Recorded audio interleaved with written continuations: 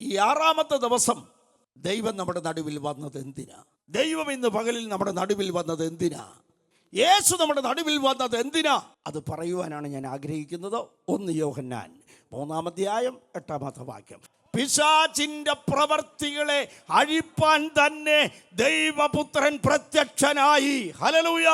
നമ്മുടെ വാ കൊണ്ട് മാത്രമല്ല, ഹൃദയം കൊണ്ട് കൂടി എന്ന് പറഞ്ഞാട്ടെ ആ പദം.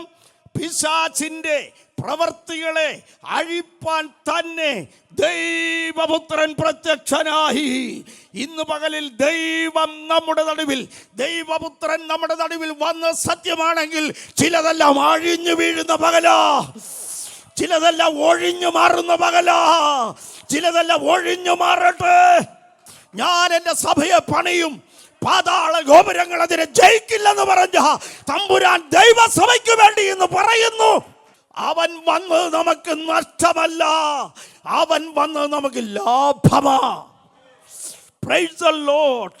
പിശാചിന്റെ പ്രവർത്തികളെ അഴിപ്പാൻ മാനവകുലത്തെ മുഴുവനും കെട്ടിയിട്ട സാത്താൻ മനുഷ്യന്റെ നേർച്ചകൾ കൊണ്ടും കാഴ്ചകൾ കൊണ്ടും കർമ്മമാർഗങ്ങൾ കൊണ്ടും പുണ്യപ്രവർത്തികൾ കൊണ്ടും അവൻ്റെ കെട്ടഴിക്കാൻ നോക്കിയിട്ടും അവൻ അഴിക്കാൻ പറ്റാത്തത് കണ്ട് സന്തോഷിച്ചിരുന്നപ്പോൾ ദൈവം തന്നെ മനുഷ്യവേഷമെടുത്ത താണലോകത്തിലേക്ക് ഇറങ്ങി വന്നു. തൻ്റെ കാൽവറി നിണത്താൽ ശത്രുവിനെ സർവായുധ വർഗം വെപ്പിച്ച് കീഴടക്കി. സാത്താന്റെ കെട്ടുകളിൽ നിന്ന് മാനവകുലത്തെ രക്ഷിച്ചുവെങ്കിൽ അവൻ സ്വന്തം രക്തത്താൽ സമ്പാദിച്ച തന്റെ സഭയിൽ ഇന്ന് പകലിൽ കർത്താവ് കിടന്നു വന്നതാ ചിലതിനെ അഴിച്ചു വിടുവാനാ. കെട്ടപ്പെട്ട് കിടക്കാനല്ല, അഴിഞ്ഞു പോകുവാൻ ദൈവം ആഗ്രഹിക്കുക. ദൈവത്തിന് പ്രയോജനമുള്ളതിനെ മനുഷ്യൻ കെട്ടിയിടും, സാത്താൻ കെട്ടിയിടും പല നിലകളിലും. എന്നാൽ ആ കെട്ടെല്ലാം ഇന്ന് പകലിൽ അഴിയുകയാ. ഇത് അഴിഞ്ഞ ദാവീദാണ് പറയുന്നത്, യഹോവേ, ഞാൻ നിന്റെ ദാസനാകുന്നു, ഞാൻ നിന്റെ ദാസനും നിന്റെ ദാസിയുടെ മകനും തന്നെ. നീ എൻ്റെ ബന്ധനങ്ങളെ അഴിക്കുമെന്നല്ല, അഴിച്ചിരിക്കുകയാണ്. ഇനി കെട്ടപ്പെട്ടവനല്ല, കെട്ടഴിഞ്ഞവനാണ് ആരാധിക്കുന്നത്.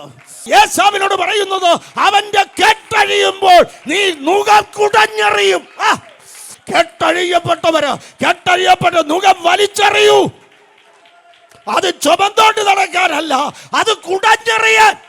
പിശാചിന്റെ പ്രവർത്തികളെ അഴിപ്പാൻ ദൈവപുത്രൻ പ്രത്യക്ഷനായി. ജനം കേൾക്കണമേ, പലരുടെയും ഒരു സംശയം, ദൈവമക്കൾ എങ്ങനെ കെട്ടപ്പെടുക? ദൈവമക്കൾ എങ്ങനെ ബന്ധിക്കപ്പെടുക? യോബിന്റെ പുസ്തകം 36 എടുത്തേ, അതിന്റെ 7 മുതൽ താഴോട്ടുള്ള ഭാഗങ്ങളൊന്ന് വായിച്ചേ. നീതിമാന്മാരിൽ നിന്ന് തന്റെ കടാക്ഷം മാറ്റുന്നില്ല. അടുത്തത്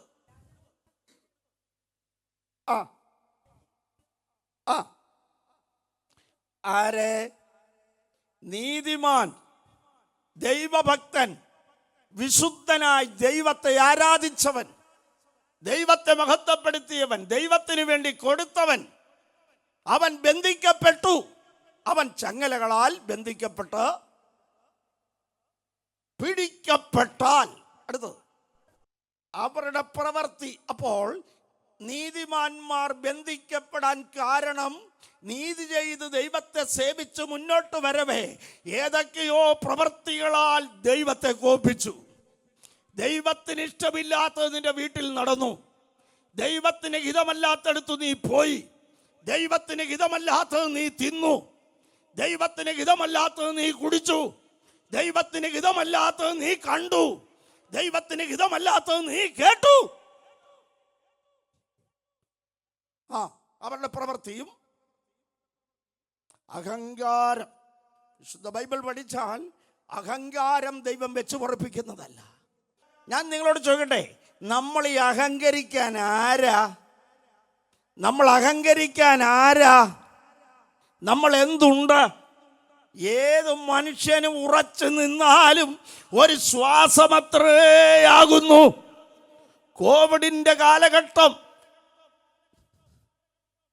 ആരോഗ്യ ദൃഢഗാത്രനായ 50 വയസ്സുള്ള ഒരു മനുഷ്യൻ എന്നോട് പറഞ്ഞു, എന്നെ ഒന്ന് ആശുപത്രിക്ക് കൊണ്ടുപോകണം. എൻ്റെ ചർച്ചിലുള്ള. ഞാൻ ആശുപത്രിയിൽ കൊണ്ടുപോയി. അവനെ ഡോക്ടർ നോക്കി എന്നിട്ട് പറഞ്ഞു, സാറേ ഇവന് കോവിഡ് ആണല്ലോ. അവൻ ആ സമയത്ത് ആ കസേരയിൽ ഇരുന്ന് മരിച്ചു എൻ്റെ കണ്ണിൻ്റെ മുൻപിൽ. ഏതു മനുഷ്യനും ഉറച്ചു നിന്നാലും ഒരു ശ്വാസമത്രേ. കേരളത്തിൽ ഒരു ദൈവവൃത്തൻ 21 ദിവസം ഉപവാസ പ്രാർത്ഥന ഒടുവിലായി കർത്തൃമേശ നടത്തുമ്പോൾ പേർ വിളിക്കും നേരം കാണും എൻ പേരുമെന്ന് പാട്ടുപാടി 4ാമത്തെ വരി പാടുമ്പോൾ അദ്ദേഹം പുറകോട്ട് വീണു മരിച്ചു. നമ്മളാരും അഹങ്കരിക്കാനൊന്നുമില്ല, നമ്മളാരും അഹങ്കരിക്കാനൊന്നുമില്ല. ഈ മസിൽ പവർ ഒന്നും ദൈവസന്നിധിയിൽ കാണിക്കണ്ട. സ്വർഗീയ മൂപ്പന്മാർ കിരീടമൂരി താഴെയിട്ട് ദൈവത്തെ ആരാധിച്ചുവെങ്കിൽ ദൈവസന്നിധിയിൽ കടന്നു വരുന്ന നീ നിന്നെ തന്നെ മറന്നു ദൈവത്തെ ആരാധിക്കണം. ഏത് സമയത്ത് ഇവിടുന്ന് പോകുമെന്നൊന്നും അറിയാൻ പറ്റില്ല. കിട്ടിയ സമയം തക്കത്തിൽ ഉപയോഗിച്ചോളാം. ഇത് ദുഷ്കാലമാണ്, സമയം തക്കത്തിൽ ഉപയോഗിച്ചോ. ദൈവത്തിന് വേണ്ടി എന്തെങ്കിലും ചെയ്യണമെങ്കിൽ, ദൈവത്തിൽ നിന്ന് എന്തെങ്കിലും പ്രാപിക്കണമെങ്കിൽ ഇപ്പൊ പ്രാപിച്ചോണം. ഇത് യഹോവയുണ്ടാക്കിയ ദിവസം. ഇന്ന് നാം സന്തോഷിച്ചാനന്ദിക്കുക. അതേ പ്രിയപ്പെട്ടവരെ, അഹങ്കാരം ദൈവം വെച്ച് ഉറപ്പിക്കുന്ന ഒന്നല്ല. ആർക്കും അഹങ്കാര മനോഭാവം തോന്നരുത്. എളിമ നമുക്ക് ആവശ്യമാണ്. നമ്മൾ പ്രാപിക്കേണ്ടതൊരു താഴ്മയാണ്, ഒരു താഴ്മയുള്ള മനോഭാവം. ആരും ആരേക്കാൾ വലിയവരല്ല. ആ താട്ട് വായിച്ചാട്ടെ സഹോദരി. അഹങ്കരിച്ചു പോയ ലംഘനങ്ങളും കാണിച്ചു കൊടുക്കും. അടുത്ത് അവനവരുടെ ചെവി എന്ത് ചെയ്യുന്നു? അപ്പൊ പ്രവൃത്തി ദോഷമായി, അഹങ്കാരം വന്നു, ലംഘനങ്ങൾ ഉണ്ടായി. പ്രബോധനത്തിന് ചെവി കൊടുക്കില്ല ഇവൻ. വേറെ എന്തിനും ചെവി കൊടുക്കും? പ്രബോധനത്തിന് ചെവി ദൈവം തുറന്നു കൊടുക്കുന്നു. അത് ദൈവത്തിന്റെ കരുണയാ. പലപ്പോഴും ദൈവത്തിന്റെ ആലോചനകൾ കേട്ടിട്ട് അത് കേൾക്കാതെ വണ്ണം നീ കടന്നുപോയെങ്കിൽ ഈ പ്രാർത്ഥനയിൽ പലരുടെ ചെവി ദൈവം തുറക്കാൻ പോകുക. നിന്റെ ചെവി തുറക്കുന്നൊരു ദൈവം, പ്രബോധനത്തിന് ദൈവം ചെവി തുറന്നു തരുമ്പോൾ നീ പ്രബോധനത്തിന്റെ മുൻപിൽ കവണ്ണു വീഴണം, വചനത്തിങ്കൽ വിറയ്ക്കണം, വചനത്തിന് മുൻപിൽ പാപമേറ്റു പറയണം, വചനത്തിന്റെ മുമ്പിൽ നിന്നെ വെറും നിസാരനായി കാണണം. അങ്ങനെയെങ്കിൽ അങ്ങനെയുള്ളവരെ ദൈവം മാനിക്കാൻ പോവുക. അതാട്ട് വായിച്ചേ നിർത്തിയേ. നീതികേട് വിട്ടു ആരെ? നീതിമാൻ നീതികേട് വിട്ടുതിരിവാൻ കൽപ്പിക്കുന്നു. അവർ കേട്ടനുസരിച്ച് അവനെ സേവിച്ചാൽ ഭാഗ്യത്തിലും കഴിച്ചു കൂട്ടും.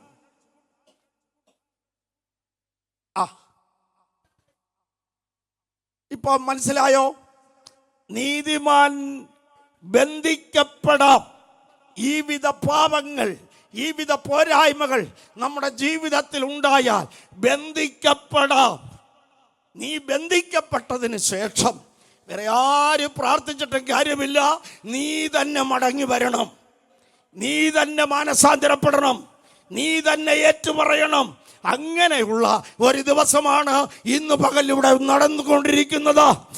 ദൈവപുത്രൻ നിനക്ക് വേണ്ടി മാത്രം ഇവിടെ വന്നിട്ടുണ്ട്. അവൻ നിന്റെ കെട്ടുകളെ അഴിക്കാൻ പോകുക, അവൻ നിന്റെ മുഖങ്ങളെ തകർക്കാൻ പോകുക. ഇത് ചെവിയിലേക്ക് വരുന്നവരല്ല, ഹൃദയത്തിലേക്ക് കയറുന്നവർ മാത്രമേ സ്വതന്ത്രം ചെയ്യാവൂ. അവസാന കെട്ടും ഇന്ന് പകലിൽ അഴിഞ്ഞു മാറി ജനമാത്മാവിൽ ആനന്ദിക്കുവാൻ, ജനമാത്മാവിൽ ആരാധിക്കുവാൻ കർത്താവ് സഹായിക്കട്ടെ. ദൈവപുത്രൻ പ്രത്യക്ഷനായത് സാത്താന്റെ പ്രവൃത്തികളെ അഴിപ്പാനാ. നോക്കൂ, ലൂക്കോസ് സുവിശേഷം 13-ാം അധ്യായം എടുത്തേ, അതിന്റെ 16-ാമത്തെ വാക്യം ഒന്ന് വായിച്ചേ. ഇവിടുത്തെ കൂനിയായ സ്ത്രീ, നമുക്കറിയാം 18 വർഷമായി, ലൂക്കോസ് ഇവിടെ പറയുന്നത് 18 വർഷമായി ഇവൾ ആരാ? ഒരു രോഗാത്മാവ് വന്നിട്ട് കൂനായി തീർന്ന സ്ത്രീ, നിലത്തോളം കൂനി നടക്കുന്ന ഈ സ്ത്രീ രോഗം വെച്ചുകൊണ്ട് തന്നെ അവൾ ദേവാലയത്തിൽ പോയി. ശ്രദ്ധിച്ച് കേൾക്കണമേ, ഇവൾ ദൈവാലയത്തിൽ അന്ന് വന്നത് രോഗശാന്തിക്ക് വന്നതല്ല, ഒരു വിടുതലിന് വേണ്ടി വന്നതല്ല. അവിടെ കഷ്ടതയിലും അവൾ ദൈവത്തെ ആരാധിപ്പാൻ വന്നവളാ. ആരാധിക്കുന്നവനെ ആദരിക്കുന്നവർ യേശുവിടെ ഉണ്ട്. എത്ര പേർക്ക് ഇത് മനസ്സിലാകുന്നുണ്ടോ? ആരാധിക്കുന്നവരെ വെറും കൈയായി പറഞ്ഞയക്കുന്നവനല്ല, ആരാധിക്കുന്നവനെ ആദരിക്കുന്ന ഒരു ദൈവം. മനസ്സ് തുറന്ന് ആരാധിക്കാമെങ്കിൽ നിന്റെ അധ്വാന ബലം ഹോസ്പിറ്റലിൽ പോകില്ല. ശത്രുവിന്റെ സർവായുധങ്ങളും ഇന്ന് പകലിൽ നിലംപരിചാകട്ടെ. ഒന്നും പ്രതീക്ഷിച്ചുകൊണ്ടല്ല ഈ പാപശ്രീ എന്ന ആരാധനയ്ക്ക് പോയത്. പ്രിയപ്പെട്ടവരെ, ചെറിയൊരു കാര്യവും പറഞ്ഞ് നീ ആരാധന മുടക്കല്ലേ. വില കൊടുത്ത് ദൈവത്തെ ആരാധിക്കണം. വില കൊടുത്ത് ദൈവത്തെ ആരാധിക്കണം. വില കൊടുത്ത് ഉപവസിക്കണം. നഷ്ടം വരുത്തി നീ ഉപവസിക്കണം. ഓ ദൈവത്തിന് വേണ്ടി മുതൽ മുടക്കി ദൈവത്തെ ആരാധിക്കണം. ദാവീദ് ഒരിക്കൽ ഇസ്രായേൽ ജനത്തെ എണ്ണി അവസാനം അത് കലാശിച്ചത് ഇസ്രായേലിൽ 70,000 പേര് കൊല്ലപ്പെട്ടു. എന്താ എണ്ണിയത് തെറ്റാണോ? അല്ല, എണ്ണിയത് തെറ്റൊന്നുമല്ല. എണ്ണാമെന്ന് ദൈവം പറഞ്ഞിട്ടുണ്ട്, പ്രമാണം കൊടുത്തപ്പോഴേ പറഞ്ഞിട്ടുണ്ട്. പക്ഷെ കൊടുത്തപ്പോൾ പറഞ്ഞത് ഇങ്ങനെയാ: നിങ്ങളെന്തെങ്കിലും എൻ്റെ ജനത്തെ എണ്ണിയാൽ എൻ്റെ ജനത്തിന്മേൽ ബാധയുണ്ടാകാതിരിപ്പാൻ എല്ലാ പുരുഷന്മാരും 20 വയസ്സിന് മേലുള്ളവരെല്ലാം എനിക്ക് വീണ്ടെടുപ്പ് വില തരണം. ഇത് ദാവീദ് ചെയ്തില്ല. ചെലവിടാതെ ഒരു പ്രവൃത്തി ദൈവത്തിന് കൊടുക്കാനുള്ളത് കൊടുത്തിട്ട് വേണം ഉപവസിക്കാൻ. കൊടുക്കാനുള്ളത് കൊടുത്തട്ടെ. ദൈവത്തോട് കടം പറയാൻ നിനക്കിടയാകരുത്. കൊടുക്കാനുള്ളത് കൊടുത്ത് വേണം ദൈവത്തിൽ നിന്ന് പ്രാപിക്കാൻ. ഇല്ലായ്മയിൽ നിന്ന് കൊടുക്കണം, ഇല്ലായ്മയിൽ നിന്ന് ചെലവിടണം. ഒരാളുടെ ശമ്പളം കൊണ്ടാണ് നിന്റെ വീട് കഴിയുന്നതെങ്കിലും ദൈവത്തിന് കൊടുക്കാനുള്ളത് ദൈവത്തിന് കൊടുക്കണം. അപ്പോഴാണ് നിനക്ക് സ്ഥലം പോരാതെ വണ്ണം ദൈവം തരുന്നത്. ആകാശത്തിന്റെ കിളിവാതിൽ തുറന്ന സ്വർഗം നിന്നെ മാനിക്കുന്നത് അപ്പോഴാ. ആരാധനയ്ക്ക് വേണ്ടി വില കൊടുക്കുക, പ്രാർത്ഥനയ്ക്ക് വേണ്ടി വില കൊടുക്കുക. ഒന്നും പ്രതീക്ഷിക്കാതെ അവൾ ദൈവാലയത്തിലേക്ക് വരികയോ. കൂനല്ലവർ കൊച്ചു ചൊറി പോലും ഇല്ലാത്തവര് വീട്ടിൽ കിടന്നുറങ്ങുമ്പോൾ കൂനി ഒരു അമ്മച്ചു വരുന്നു. യേശു അവളെ കണ്ടു. അവളെ കാണാൻ ആരുമില്ലെങ്കിലും കാണാനുള്ളവൻ കണ്ടു. എല്ലാവരും കണ്ടിട്ട് കാര്യമില്ല, കാണാനുള്ളവൻ കാണണം. ഹാഗർ ഒരിക്കൽ പറഞ്ഞു, എന്നെ കാണുന്നവൻ ഇവിടെയും എന്നെ കണ്ടു. സ്വർഗീയ കണ്ണ് നിന്നെ കണ്ടോണ്ടിരിക്കുക. അർദ്ധരാത്രിയുടെ വേളയിൽ എഴുന്നേറ്റിരുന്ന് അലമുറയിട്ട് കരയുന്ന ചിലരെ ദൈവം കാണുന്നു. ഇതാ പള്ളിയുടെ ഉള്ളിൽ യേശു പ്രത്യക്ഷനായി. അവൾ ഒരിക്കലും പ്രതീക്ഷിച്ചില്ല ഇന്ന് എൻ്റെ വിടുതലിന്റെ ദിനമാണെന്ന്. നിങ്ങൾ പ്രതീക്ഷിക്കാത്തതാണ് ഇന്ന് പകൽ ഇവിടെ നടക്കുന്നത്. നിങ്ങൾ പ്രതീക്ഷിക്കാതെ വന്നവരല്ല ചിലത് പ്രാപിച്ചു കൊണ്ട് പോകാൻ പോകുക. കണ്ണിന്റെ മുൻപിൽ കിടക്കുന്ന ഉറവ് കാണാൻ ഹാഗറിന് കണ്ടില്ലെങ്കിലോ അവളുടെ കണ്ണിനെ ദൈവം തുറന്നു പോലെ ചില പരിഹാര മാർഗങ്ങൾ ദൈവം തുറന്നു തരാൻ പോകുക. ഒന്നും ഇങ്ങോട്ട് ആഗ്രഹിക്കാതെ അങ്ങോട്ട് കൊടുക്കണം. ഈ സ്ത്രീ അങ്ങനെ ചെയ്തു. അവൾ പ്രതീക്ഷിക്കാത്ത വിടുതൽ. 18 വർഷമായി അവൾ ഒന്ന് നിവർന്നിട്ട്, സ്വത്രം, നിന്റെ നട്ടെല്ലുയർത്തി നിൽക്കാൻ, തല ഉയർത്തി നിൽക്കാൻ സ്വർഗം ഇന്ന് പകലിൽ ദൈവം നിനക്ക് അവസരം ഒരുക്കുക. എവിടേക്കോ അഴിഞ്ഞു വീഴുന്ന ശബ്ദം എൻ്റെ കാതുകളിൽ കേൾക്കുന്നുണ്ട്. ഞാൻ എവിടെയൊക്കെയോ ഇന്ന് പകലിൽ യേശു ഇവിടെ വന്നിട്ടുണ്ട്. അവളെ അടുക്ക വിളിച്ചു. അവൾ സത്യത്തിൽ ദൈവാലയത്തിൽ വരാൻ പാടില്ല, അവൾ കൂന. പക്ഷെ ദൈവാലയത്തെക്കാൾ വലിയവൻ ഇവിടെയുണ്ട്. അവൻ അവളെ അടുക്ക വിളിച്ചു, അവളുടെ മേൽ കൈവച്ചു. ക്ഷണത്തിൽ അവൾ നിവർന്നു. അവൾ ദൈവത്തെ മഹത്വപ്പെടുത്തി. പള്ളിയിൽ യേശു പ്രത്യക്ഷനായപ്പോ അവൾ പൂർണ്ണ സൗഖ്യം പ്രാപിച്ചു. ആവശ്യമുള്ളവരെ തൊടുന്നൊരു ദൈവം, ആവശ്യമുള്ളവരെ തൊട്ട് വിടുവിക്കുന്ന ദൈവം. യേശുവിൻ്റെ അടുക്കൽ വന്നപ്പോൾ യേശു പറഞ്ഞു, ഇത് കൂനല്ല, 18 വർഷമായി സാത്താൻ ബന്ധിച്ചിരുന്ന ഇവൾ, ഓർക്കണം, നമ്മുടെ രോഗങ്ങൾ പലതും രോഗങ്ങളല്ല. നിന്റെ സ്വസ്ഥത നഷ്ടപ്പെടുത്തുവാൻ, ദാമ്പത്യം തകർക്കുവാൻ, ആയുസ്സിനെ ഇല്ലായ്മ ചെയ്യുവാൻ, നന്മയെ ചോർത്തിക്കളയാൻ സാത്താൻ കൊണ്ടുവരുന്ന ചില കാര്യങ്ങളാണെന്ന് മനസ്സിലാക്കി ഇന്നു പകലിൽ യേശുവിന്റെ അടുക്കലേക്ക് നീ വന്നാൽ ദൈവത്തിന്റെ പുത്രൻ നിന്റെ മേൽ കരം വയ്ക്കുകയാണ്. നിന്റെ ശിരസിന്മേൽ കരം വയ്ക്കുന്ന ഒരു ദിനം പലരും വിടുതൽ പ്രാപിക്കുന്നുണ്ടെന്ന്. യേശുവിന്റെ സന്നിധാനം നമ്മുടെ വൈദ്യശാല കൂടിയാണെന്ന് അനുഭവിക്കുന്ന ദൈവമക്കൾക്ക് ഞാൻ ദൈവത്തെ സ്തുതിക്കുന്നു. പ്രൈസ്. ശിംശോന്റെ മേൽ ദൈവാത്മാവ് വന്നപ്പോൾ പെലിസ്യർ കെട്ടിയ കെട്ടുകൾ തീ കൊണ്ട് വെന്ത ചണനൂൽ പോലെയായി. ഇന്ന് പകലിൽ ദൈവാത്മാവിൽ നീ ദൈവത്തെ ആരാധിക്കുമ്പോൾ നിന്റെ കെട്ടുകൾ താനെ പൊട്ടും. കെട്ടുകൾ താനെ പൊട്ടും. ആരും വന്ന് നിന്റെ മേൽ കൈവച്ചില്ലെങ്കിലും യേശു നിന്റെ മേൽ കൈവയ്ക്കുന്നുണ്ട്.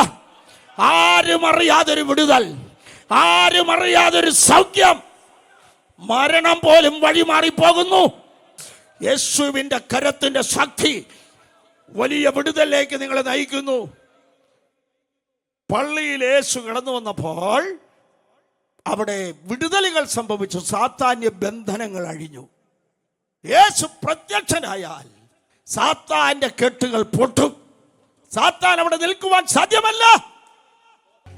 പാതാള വേതാള ഗോപുരമേ, പാതാള വേതാള ശക്തികളെ, നാസറയനായ യേശുക്രിസ്തുവിന്റെ നാമത്തിൽ ഞങ്ങൾ തകർത്തു മാറ്റുകയാണ്. യേശുവിന്റെ നാമത്തിന് മീതെ ഒരു നാമമില്ല. ഏതാഭിചാരകനും ഏതും മന്ത്രവാദിയും, നീ ഒന്ന് ഉറക്കെ ഒരു പാട്ട് പാടിയാൽ അവൻ ദേശം വിട്ടുപോകും. ബലവാനെ പിടിച്ചു കെട്ടാനുള്ള ശക്തി നിനക്ക് മാത്രമാണ് ദൈവം തന്നിരിക്കുന്നത്. ബലവാനെ പിടിച്ച് നീ കെട്ടണം. അതിനുള്ള ദൈവകൃപയാണ് നമ്മൾ പ്രാപിക്കേണ്ടത്. കർത്താവ് പ്രത്യക്ഷനായപ്പോൾ ആ കെട്ടുകളെല്ലാം അഴിഞ്ഞു. നമുക്കറിയാം, യേശു തീജ്വാലയിൽ പ്രത്യക്ഷനായി അല്ലേ? എവിടെ? ബാബേലിൽ. ശദ്രക്ക്, മേശക്ക്, അബേദ്നെഗോ ആരാധനയോടുള്ള ബന്ധത്തിൽ കെട്ടപ്പെട്ടു. ദൈവമക്കളെ, യേശുവിൻ്റെ നാമത്തിന് വേണ്ടി നീ അനുഭവിക്കുന്ന കഷ്ടതകൾക്ക് യേശു മറുപടി പറഞ്ഞോളൂ. അങ്ങനെ അവർ ദൈവത്തെ ആരാധിക്കുന്നതിന് വേണ്ടി നിന്നപ്പോൾ അവർ തീച്ചൂളയിൽ എറിയപ്പെട്ടു. അവിടെ ഇറങ്ങി അവരുടെ കർത്താവ്. നെബൂഖദ്നേസർ നോക്കിയപ്പോ നാലാമതൊരുവൻ നടക്കുകയാ. തന്റെ ഭക്തന്മാരോടുകൂടെ നടക്കുന്നവർ ദൈവത്തെ അവൻ കണ്ടു. ശത്രുക്കൾ കാണുക വിരുന്നൊരുക്കുന്ന ദൈവമെന്ന് നമ്മൾ നേരത്തെ വായിച്ചില്ലേ? അത് അങ്ങനെ തന്നെയോ? ആകാശം മാറും, ഭൂമി മാറും, ഇത് മാറില്ല. ഓ, തീജ്വാലയിൽ പ്രത്യക്ഷനായ ഒരു കർത്താവ്. ആരാധനയ്ക്ക് വേണ്ടി, ദൈവരാജ്യത്തിന് വേണ്ടി നീ അനുഭവിക്കുന്ന കഷ്ടതകൾക്ക് യേശുവാണ് ഉത്തരവാദി. യേശുവിന്റെ നാമത്തിന് വേണ്ടി ഏത് ത്യാഗം അനുഭവിക്കാൻ, ഏത് കഷ്ടം അനുഭവിക്കാൻ നമ്മൾ ഏൽപ്പിച്ചു കൊടുത്താൽ നിന്നെയും നിന്റെ തലമുറയെ ദൈവം വഴി ആധാരമാക്കില്ല, ചില വഴി കാണിക്കും ദൈവം. തീജ്വാലയിൽ ഇറങ്ങി വരുന്ന ഒരു കർത്താവ്, തീജ്വാലയിൽ പ്രത്യക്ഷനാകുന്ന കർത്താവ്, കഷ്ടതയിൽ നിന്നെ കൈവിട്ട് കളയില്ല, കഷ്ടതയിൽ കൂടെ ഇരിക്കും. തീച്ചൂളയിൽ എറിഞ്ഞ നെബൂഖദ്നേസർ ചോദിക്കുക, നമ്മൾ 3 പേരെയല്ലേ ഇട്ടുള്ളൂ, നാലാമതൊരുവൻ എവിടുന്ന് വന്നു? അവൻ അവസാനം ഇങ്ങനെയാ പറഞ്ഞത്, ഈ വിധത്തിൽ വിടുവിക്കുന്ന ഒരു ദൈവം വേറെയില്ല. നമ്മുടെ യേശുവിനെ പോലെ വിടുവിക്കാൻ വേറെ ആർക്കും കഴിയൂല. എത്ര അഭിമാനത്തോടെ നമുക്ക് പറയാൻ കഴിയുമല്ലേ? 6 കഷ്ടത്തിലും ദൈവം നിന്നെ വിടുവിച്ചു. 7-ാമത്തതിലും തിന്മ നിന്നെ തൊടില്ല. തൊടില്ലെന്ന്, എടാ നിന്നെ തൊടില്ലെന്ന് വിളിച്ചവൻ വിശ്വസ്തന. പ്രിയപ്പെട്ടവരെ, അങ്ങനെ പത്രോസ് കാരാഗൃഹത്തിൽ കിടക്കുമ്പോൾ അവിടെ ദൈവദൂതൻ പ്രത്യക്ഷനായി അവനെ ഉണർത്തിയെന്ന വചനത്തിൽ. അവനെ ഉണർത്തി. അവൻ ഉണർന്നപ്പോൾ ചങ്ങല താഴെ വീണു. ഉണർന്നാൽ മതി, ചങ്ങല താഴെ വീഴും. ഈ പ്രാർത്ഥന മൂലമായി നമ്മൾ ഉണരണം. നമ്മുടെ കുടുംബങ്ങൾ ഉണരണം. ഇരിക്കും നമ്മുടെ കുഞ്ഞുങ്ങൾ ഉണരണം. ഉടമനം അത് നമ്മുടെ കണ്ണുകൾ കൊണ്ട് കാണണം. എത്ര പേര് ഏറ്റെടുക്കും ഈ വാക്കുകൾ? എന്നെ ഒന്ന് ഉണർത്തണമേ എന്ന് എത്ര പേര് പ്രാർത്ഥിക്കും? ചങ്ങലകൾ താഴെ വീഴും. വാതിലുകൾ 3 വാതിലുകൾ അവന്റെ മുമ്പിൽ തുറക്കപ്പെട്ടു. ഇരുമ്പ് വാതിൽ താനേ തുറന്നു.